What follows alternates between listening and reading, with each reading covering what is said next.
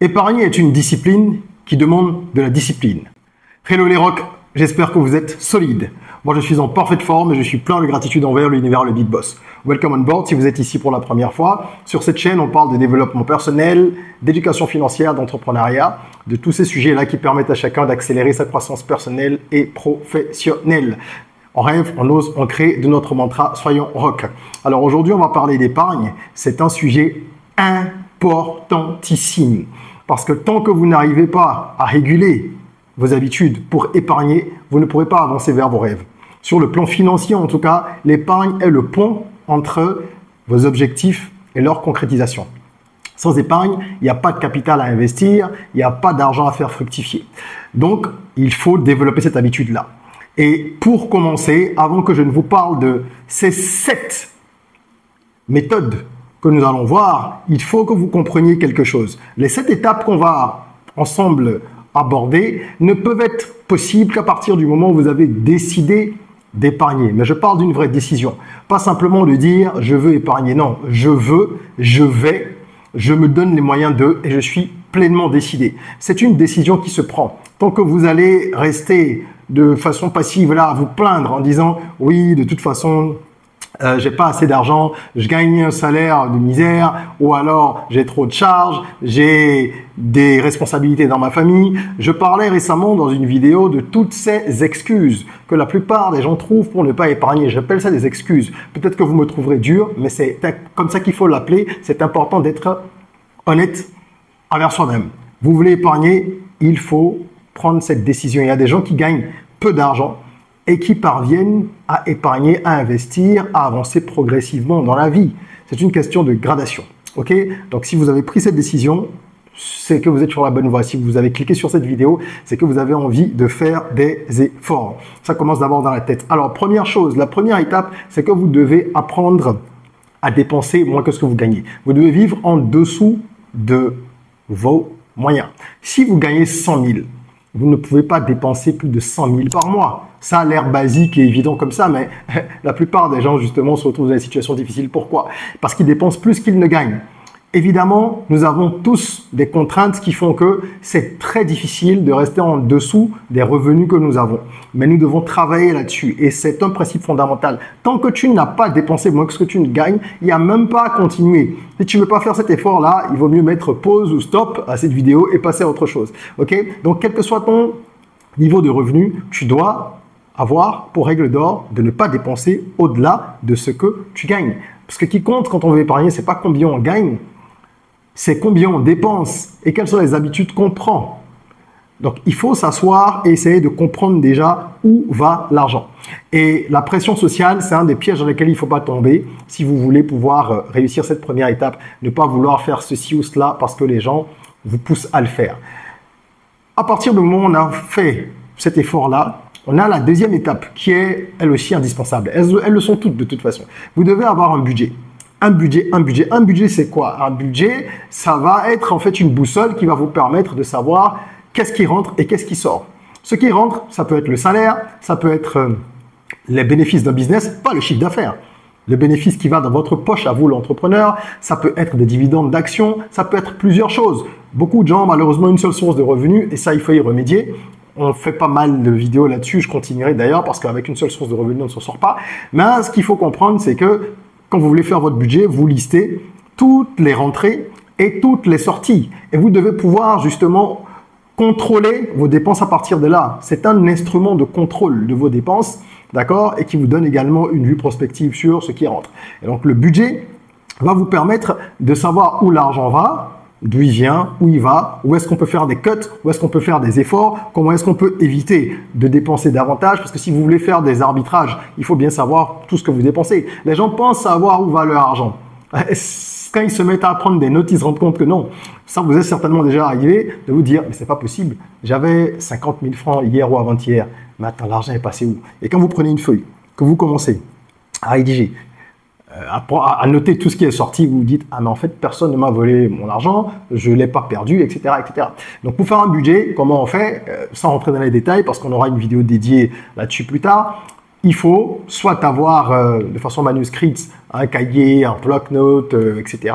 Soit tenir un fichier Excel ou utiliser des applications qui permettent de faire ça. Donc, commencez par des choses simples, d'accord? Faites-le sur papier ou sur ordinateur. Ça vous permet de pouvoir prendre l'habitude tout doucement. Troisième étape, vous devez vous payer en premier.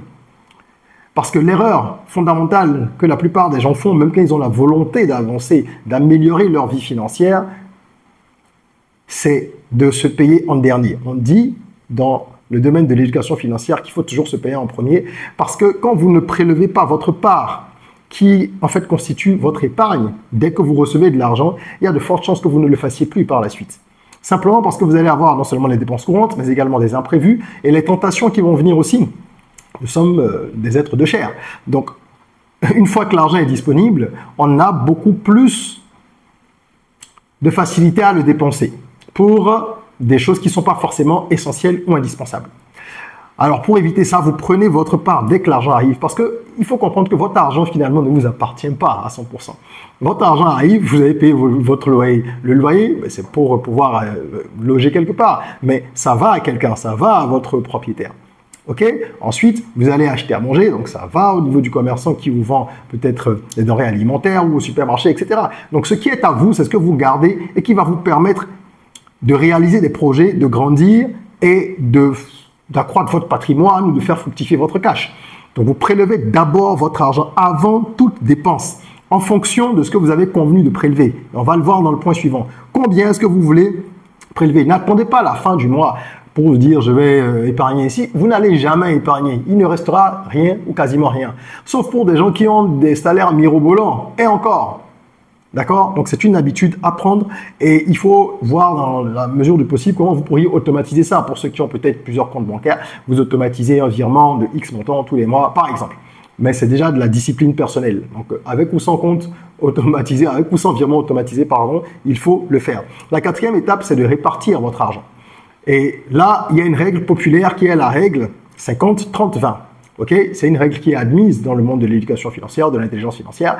On considère que 50% de vos revenus doivent servir à gérer vos dépenses essentielles, les dépenses qui sont non compressibles en fait. Tous les besoins essentiels, c'est se loger, se nourrir, se soigner, etc., etc. Il y a une partie qui est récurrente, donc des dépenses récurrentes, et d'autres qui sont variables, comme les soins par exemple. Mais c'est toujours dans la même catégorie. Ensuite, vous avez au niveau du 30% tout ce qui va être plaisir, loisir. Donc vous voulez voyager, une petite sortie en week-end, un restaurant, etc. On considère que 30% peuvent être alloués à ça. Et pour finir, 20% pour l'épargne. Épargne de précaution pour les coups durs et épargne qui servira à investir, ailleurs épargne projet, comme on dit. D'accord? Mais moi, j'estime que cette règle ne peut pas être adaptée dans nos pays. En tout cas, c'est difficile. Le 30% pour les plaisirs, c'est beaucoup trop. Surtout si vous n'avez pas encore une certaine stabilité financière et que vous voulez passer des caps, il faut vous contraindre à épargner au lieu de 20%, 30% ou même 35% et à garder 20 ou 15% pour les plaisirs. C'est comme ça qu'il faudrait faire, selon moi. Et moi, c'est ce que je fais. OK?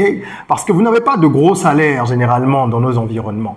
Les salaires ne sont pas énormes pour beaucoup de personnes et la vie coûte cher. Donc, si vous vous amusez à mettre 30% sur les loisirs, alors que vous n'avez pas encore de stabilité financière, vous risquez de mettre plusieurs décennies ou plusieurs siècles, j'exagère peut-être un peu, avant de trouver votre équilibre. Donc, inversez la chose et essayez d'épargner plus et de vous octroyer beaucoup moins de plaisir, de moments de plaisir pour l'instant.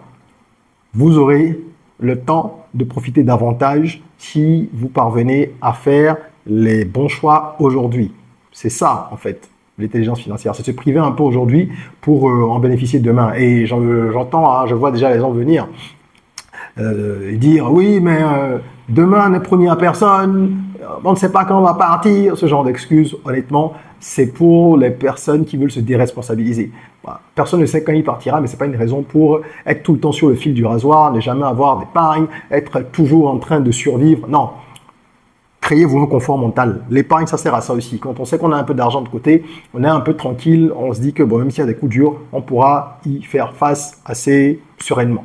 Alors, cinquième étape, il faut absolument avoir des comptes séparés. Soit ce sont des comptes bancaires, comme je l'évoquais il y a un instant, ou alors vous avez peut-être un compte épargne sur lequel vous allez mettre tout ce qui est épargne justement, le compte courant pour les besoins essentiels, ou c'est un compte mobile money que vous utilisez pour épargner. Je sais qu'il y a plein d'applications aujourd'hui dans certains pays. En Côte d'Ivoire, il y a, si je me trompe pas, il y a Jamo, il y a Wave. Enfin, je sais qu'il y a plein d'options avec certains services aujourd'hui qui permettent aussi de bloquer son argent, enfin bloquer entre guillemets, donc le mettre dans une épargne, on ne peut pas y toucher pendant X temps. Bref, trouvez la solution qui vous convient le mieux. Mais ce qui compte, c'est d'avoir des espaces, des blocs séparés où l'argent est réparti pour ne pas être tenté d'aller mettre la main dedans. Parce que si vous avez une enveloppe dans laquelle vous mettez tout votre cash, comment vous faites la répartition en fonction du pourcentage? Vous allez écrire ça sur l'enveloppe, vous n'allez jamais le respecter. En tout cas, ça va être très difficile. Ok? Donc, c'est une technique qui permet de se prémunir, d'éviter d'être tenté, d'éviter de dévier par rapport à la ligne de conduite que l'on s'est imposée. Et on est un peu plus tranquille. On sait que, ok, là-bas, je ne touche pas aux sous. Ça, c'est pour ceci. Ça, c'est pour cela. 6e étape, supprimer tout ce qui est abonnement inutile. Alors, pourquoi j'en ai fait une étape à part entière? Parce que aujourd'hui, c'est quand même un poste de dépense qui est important. Il y a plusieurs années, on n'en aurait peut-être pas parlé avant Internet et tout ça, mais les abonnements et les dépenses automatiques, il faut les réduire. Je parle d'abonnement, je parle par exemple de Netflix. Ok, Netflix, Spotify et autres. Est-ce que vous êtes certain que vous avez besoin d'un abonnement que vous payez tous les mois systématiquement? Personnellement, j'ai résilié plusieurs abonnements à des services, donné même des services dans ma business en ligne, parce que je me suis rendu compte que je ne les utilisais que 3-4 fois ou alors 3-4 mois sur une année. Donc, ce que je fais, c'est que quand j'ai besoin, par exemple, d'utiliser un service à un moment donné par rapport à un projet, ben, je m'abonne, je paye le mois, je mets un rappel dans mon agenda et je sais que 25 jours plus tard, il faut que je désactive en même temps pour qu'il n'y ait pas de prélèvement automatique par la suite, parce que c'est ça le principe des applications, des abonnements et tout ça, c'est de vous faire payer de façon régulière et de façon automatique. Et vous n'avez pas idée de l'argent qui passe dans ces choses-là. Combien de fois vous regardez Netflix? Sauf si vous êtes un gros mordu de séries, de cinéma, et que vous regardez ça tout le temps. Et encore, à ce moment-là, si votre situation ne vous permet pas d'entretenir ce lifestyle, changez et coupez d'abord un peu, faites ça de façon sporadique. Il faut trouver des alternatives. On fait des sacrifices dans la vie. Hein. Lorsqu'on veut avancer, on doit faire des sacrifices. Donc, vous devez supprimer ce que vous n'utilisez pas régulièrement comme outil, comme plateforme, comme application. Et ce que vous utilisez, modérez. Moi, sur LinkedIn, pour vous donner un exemple personnel encore une fois, afin d'étayer mes propos, LinkedIn, par exemple, il y a des périodes où je vais activer l'abonnement premium parce que j'ai besoin de certaines fonctionnalités dans le cadre d'un projet imminent ou en tout cas, parce qu'il y a un besoin précis à mon niveau. Et bien, quand j'ai fini d'utiliser les fonctionnalités du LinkedIn Premium pendant un mois ou deux, je le désactive d'abord parce que je n'en ai pas besoin toute l'année, pour l'instant. Ça peut changer à un moment donné, à ce moment-là, je ferai un abonnement annuel. Par contre, si vous êtes sur un service que vous utilisez de façon continue, allez sur un abonnement annuel si vous pouvez, parce que là, vous allez gagner de l'argent, puisqu'il y a toujours des réductions lorsque l'on fait un abonnement sur une durée plus longue.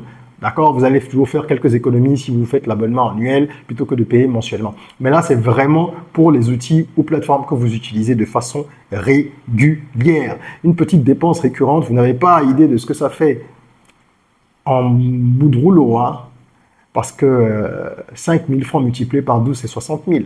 Si finalement vous n'avez utilisé ce service que 3 mois, c'est l'équivalent de 15 000. Ou même de 20 000 si la mensualité est un peu plus coûteuse. Mais regardez ce qui vous reste et que vous pourriez utiliser autrement. Donc, travailler là-dessus, c'est très important. On perd beaucoup d'argent dans ces différents services aujourd'hui là qu'il y a. Il y en a énormément. Et la 7e étape, je reviens sur ce que j'évoquais là, le point 6, juste avant d'aller à l'étape 7. Je disais que les abonnements, j'en ai fait, et les paiement automatique et tout ça, j'en ai fait quelque chose de particulier dans le processus de cette étape. J'ai parlé des applis et autres, mais il y a aussi les cartes bancaires. Moi, je connais des gens qui ont 4 cartes bancaires, 4, 5, et qui n'utilisent qu'une ou 2 régulièrement, et qui vont payer pour certaines cartes qui ont des fonctionnalités particulières 5 000 francs par mois auprès de leur banque, qui s'en rendent pas compte. Finalement, ça fait 60 000 l'année. On est dans les 80-90 euros. C'est quand même pas rien. Ça peut permettre de payer par exemple un abonnement de Canal+, si vous avez l'abonnement à la maison.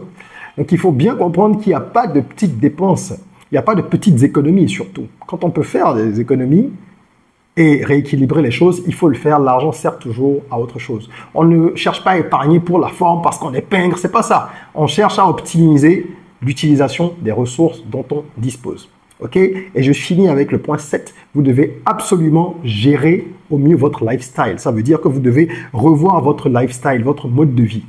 Quand je parlais de Netflix, quelqu'un qui dit qu'il est un gros fan de séries, qui a peut-être un salaire de 80 000 francs et qui paye 5 000 francs tous les mois, vous vous rendez compte? C'est pas normal. Il est à plus de 5% de son salaire sur un abonnement Netflix. Ce n'est pas normal, ce n'est pas raisonnable. Pas avec ce niveau de salaire-là. Donc, il faut faire des aménagements en fonction de vos revenus. Regardez la répartition dont on parlait. Si on prend la règle 50, 30, 20, pour laquelle je vous ai dit que moi je ferais 50, 20, 30 ou même 50, 15, 35, hein, c'est comme ça que moi je procède. Mais au niveau des plaisirs, si vous êtes vraiment à 20% et que vous avez un salaire de 80 000, 20% c'est 16 000. Vous allez mettre déjà le tiers de 16 000 juste dans Netflix. Et après, vous direz que vous devez aller prendre une bière avec un copain 4, 5, 6, 7 fois dans le mois. Puis, il va y avoir des petits restos, des ceci, des cela. Tenez vos comptes. Vous verrez que vous devez faire des compromis. Il n'y a pas le choix.